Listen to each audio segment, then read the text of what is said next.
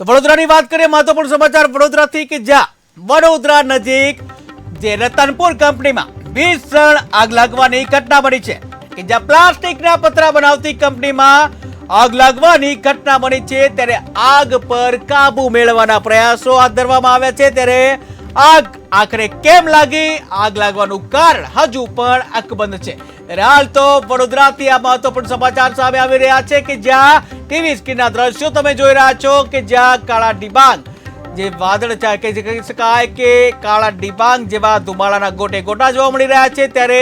ભીષણ આગ લાગવાની ઘટના વડોદરાના જે રતનપુર કંપનીમાં આગ લાગવાની આ ઘટના બની છે ત્યારે પ્લાસ્ટિકના પતરા બનાવતી આ કંપનીમાં આગ લાગી છે ત્યારે આગ પર કાબુ મેળવવાના પ્રયાસો હાથ ધરવામાં આવ્યા ત્યારે આગ લાગવાનું કારણ હજુ પણ અકબંધ છે।